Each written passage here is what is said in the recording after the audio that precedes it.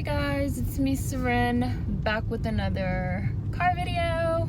It's getting dark while I'm filming this, while I'm driving. Hopefully it doesn't get too dark, and hopefully the quality's not too bad, because I know when it's dark it's grainy and it looks grainy for me, so sorry, but it's dark. It's getting dark. But spring is coming, so hopefully we won't have this problem. Okay, so the trailer for this movie came out today. I'm only gonna say this name one time because I don't play with demons. After I say this name this one time, I'm gonna say Voldemort, okay? All right, so the Candyman trailer came out today. First and last time of me saying that name during this video. And a lot of you guys know that I have a love-hate relationship with the original version of this movie because I love the movie. It's a really good movie. It's like a classic horror movie, and I love the story and I love the themes and I love the main character, but the movie is terrifying and it scared the shit out of me, and I probably watched it way too many times as a child, and I can't even watch it now as an adult because it just scares the shit out of me. And to this day I have an aversion to mirrors, which we might have talked about before on the channel. I don't like mirrors. I really don't like having mirrors like in my bedroom. I'm creeped out. Like the original movie had like a huge impact on me. So when I first heard that Jordan Peele was producing a remake of this black horror classic, Lollipop Man, Voldemort, I felt some type of way. I did not really trust Jordan Peele to do it. I know people have loved Jordan Peele's movies. I didn't like Get Out. I wasn't impressed. I reviewed it. I'll include a link to the review in the description box for anybody that hasn't seen it. I wasn't that impressed with Get Out. I wasn't that impressed with the themes. I wasn't really feeling Us. I did a review of the trailer for Us. I feel like Jordan Peele makes questionable casting choices repeatedly. I also feel like a lot of the concepts of his movies are not elegant or really smart or nuanced. They're very in your face. They like to beat you over the head with the concepts. Every time I'm watching a Jordan Peele project, I just always find myself thinking like, who is this for? Because they love to have these like conversations about this like deep racial subject matter, and it'd be like, white liberals are racist. Like, yeah, that's so deep. I'm so impressed. But so I wasn't sure. Like, I wasn't sure about Jordan Peele doing this adaptation, but it turns out that he's actually not directing it. Woo! He's just producing it. It actually looks like it's a woman director. I believe it said her name was Nia something. I'm obviously driving. I'm not looking at it on my computer, so sorry for that. But I believe it was a woman, which I think is really cool. Woman director. I love to see women working in horror. Hopefully she's a black woman. I don't know. I haven't looked her up. If any of you guys know, you can like let me know in the comments. But the trailer came out today, and I'm just gonna do a quick review in good, the bad, and the ugly format. Even though I know that's kind of a little bit weird for reviews, but there are a few things that I want to touch on, so I'm just going to do it in good, the bad, and the ugly format. So, the good. I love Yahya. I love Yahya Abdul-Mateen II so much. You guys know I didn't really like Aquaman. I reviewed Aquaman, but I love me some Black Manta. I was like, whoever that was my first time actually seeing him, was in Aquaman. And I was like, whoever that was, they need to bring him back. They need to bring him back for Aquaman 2. They need to bring him back for Wonder Woman 2. Bring him back for Suicide Squad 2. Any DC project that y'all could put him in. You guys know I was doing reviews of Watchmen, and he was in Watchmen. Spoiler, if you haven't seen Watchmen, he is Dr. Manhattan, and I loved him in that. I loved his episode of Black Mirror, Striking Vipers, with Anthony Mackie and Nicole Bahari. Like, he's a great actor. Like, he is an amazing actor. I believe he went to Yale Drama School, so he's well, classically trained, as they like to say, and I just love him. Everything I've seen him in, I just have absolutely adored him in. So I love this casting. I love seeing him as the lead. It's going to be really, really, really cool, I think, to see him, because I'm going to see this movie, even though it's probably going to terrify me, and I'm probably going to have nightmares and motherfucking night terrors for months. But I have to support Yahya. I will watch anything that Yahya is in. So I think it will be really cool and amazing to see him as the lead in this movie, and what looks to me, you guys can correct me if I'm wrong, but what looks to me to be his first lead role. It looks like he's going to be playing opposite Tiana Parrish. I'm not like remembering her last name for some reason. I feel like it's Paris, but it might be Parrish. Again, you guys can correct me if you feel like that's incorrect, but I know her first name is Tiana. Don't see her very often, unfortunately, even though I feel like she's also a great actress. So I was really excited to see that those were the two leads. Really excited to see two Black American leads, because Jordan Peele will cast a motherfucking Black Brit on your ass. He will cast a Black Brit on you real quick. He will write a whole dissertation on how his film is deconstructing Black American racism, and then he will cast a Black Brit on your ass. So I was very happy to see that it looked like these two leads are going to be Black Americans, because the original Lollipop Man Voldemort movie had a lot of really distinct racial undertones. Part of the main concept of the story is that the man was accused of raping and killing this white woman named Caroline. He didn't do it, but he was killed by the white citizens of the town. I believe they hung him, and then they maybe covered him with honey and bees. I haven't seen the movie in a long time because it like legitimately traumatized me when I was younger. And then that was like how the name came about. I'm just like going off the trailer, so I haven't like re-looked up the plot or anything like that. I'm just like giving you guys like my reactions to the trailer, so please forgive me for being a bit fuzzy on the details of the original. I haven't seen it in at least 10 years. I literally had to stop watching it because it was giving me horrible nightmares. But there's like a lot of racial undertones and racial elements with regards to like Black American racism in the original movie, and especially being accused of something by a white woman. So I would have been a little bit offended if that wasn't sort of held onto in this movie, even though it seems like they're taking a little bit of a different approach with this movie. I'm still talking about the good. It seems like they're taking a little bit of a different approach with this movie. It almost looks like instead of a reboot or a remake, it's maybe even going to be considered a sequel, or something that's kind of playing along with the already pre-existing canon. And it's taking place in the Cabrini Green neighborhood of Brooklyn, which is also a neighborhood that's being really, really rapidly gentrified. So I kind of got the feeling that they were going to maybe play around with some of those ideas and concepts around gentrification.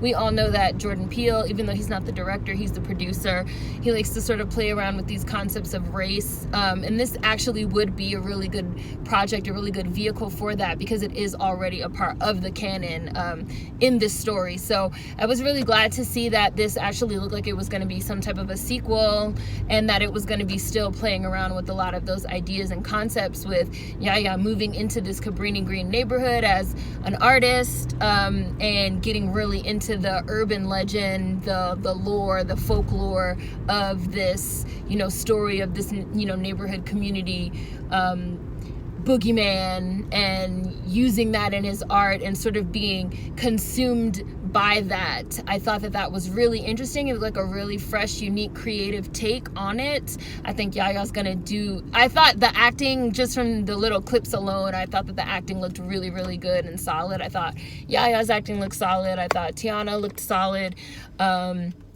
They opened with like a bunch of like goofy ass girls in like the women's restroom, like saying it in the mirror. Why you would do that, I don't know. There was like obviously a little wink wink nudge nudge tongue-in-cheek joke about like who would do that, and it was like these 4 white girls, but I think one of the girls might have been Asian. And then I thought that opening scene was actually really good, really creepy, really tense, really suspenseful, really foreboding of, I'm actually not turning here. They said it, and then they thought nothing was happening, and then they couldn't get the door open, and then the bees are like flying around, because the whole thing is like with the bees and the honey, and like the bees all over him and the honey. I thought that was really, really well done. I thought the trailer was put together really well. I thought it just looked really, really, really interesting. It looked good to me. It intrigued me. I thought all that looked really good. So moving on into the bad. I don't know, like, it seems like Jordan Peele is trying to like make this his thing. He's trying to like make this an interpretation or an extrapolation of like a 90s song, classic song, into this horror genre. He did it with Us with the I Got 5 on it. In this one, it looks like he's doing it with the Destiny's Child. Say my name, because you have to like say his name in the mirror for him to appear. I don't like that shit. I think it's fucking whack. I think it's corny. I don't think that it fits with the... I don't think it fits with the theme. I don't think it fits with the seriousness of the theme. Like, I was talking to somebody in Instagram DMs, Anthony, shout out to Anthony, and he was like, he said, I felt like it took me out of the moment, or that it took me out of the trailer. Like, this say my name, like, that's whack. It's corny. I don't really think it's smart. I feel like Jordan Peele probably feels like it's really cool and witty. I don't think it's cool nor witty. I think it's lame. And I think that it's part of this, what we've been talking about, you know, since the beginning of the new year, this push to include like a viral element, or to include an element that people are going to want to tweet about and, you know, talk about, you know, a deliberate element that really doesn't do shit for the movie or for the trailer or for anything, but it's just like meant to be like a cool, oh, this is so cool, we're using this 90s song, this 90s nostalgia. I think it's lame. And again, he did it with Us. I feel like he might have did it with Get Out, and I'm just not remembering. The only song I can remember from Get Out is that Run Rabbit, which was also used in the Weird Kids movie. Can't think of the fucking name of the fucking movie now, but anyways, the peculiar children with Samuel L. Jackson used the same song. But he probably also did it with Get Out, you know, just this use of like these 90s sort of hip-hop or hip-hop adjacent R&B. This is Destiny's Child, you know, in this way to kind of like insert that. Maybe there's a way, like, I don't think the idea itself is lame. Maybe there's a way that it could be done that's interesting, but it just seemed corny. It was giving me like BET, straight to TV, late night. Like, why this? Like, what is the point of it? I didn't really like that at all. And I feel like Jordan Peele has other filmmaking quirks. Hopefully they do not come across in this movie, because he's not the director. I feel like he has a lot of filmmaking quirks like that are deliberately just meant to like be viral moments, but they don't actually do anything or give anything to the story. Or like, if you're giving me some like suspense, like, because there was a lot of suspense and tension, that shit coming out of nowhere is almost funny. It's almost like a joke. And I know again that he likes to sort of insert his humor, because I know that was again like the scene with like, Tiana says like, who would do some stupid shit like that, and then you see like the 4 white girls. That's obviously meant to be like a joke. And I know he likes to sort of play around with humor and horror, but you run the risk of like crossing the line into like tacky, corny, cheesy. And I felt that like the use of the Destiny's Child is like tacky, corny, cheesy, and just too on the nose. Like, say my name, okay, we get it. Like, which is a huge issue I have with his work. It's too on the nose. It's not elegant. It's not as witty as he thinks it is. It's not as critical as he thinks it is. It's actually quite in your face. It's not abstract at all. It's beating you over the head with the point. And who is that really for? Okay, it's sort of like he thinks his audience is stupid. I don't know. That's just me. And let me move into the ugly. This is not, I mean, and just for that to just be the bad, like, that's actually like very, very small compared to how much I liked. Ugly. I hate trailers, y'all. I feel like this trailer literally showed the whole entire movie. I don't normally like to watch trailers. I did watch this one because I knew a lot of you guys would probably watch it and probably want a video and are probably going to see this movie, but I normally do not watch trailers because for some reason, I feel like for the last maybe 3 to 5 years, movie trailers will literally show you the whole movie. They'll show you the whole movie. They'll show you the whole plot. I also feel like this is especially egregious with horror movies for some reason. The motherfucking Pet Sematary trailer showed the whole movie. It showed the whole twist. It showed everything. I also feel like this trailer gave away the twist, which maybe there's going to be some more twists and we just don't know. But I feel like the twist of Yaya slowly over time becoming, started to say it, y'all. Voldemort, I'm not about to say it. I'm looking in the motherfucking mirror right now. Like, not about to catch me slipping and appear in my backseat.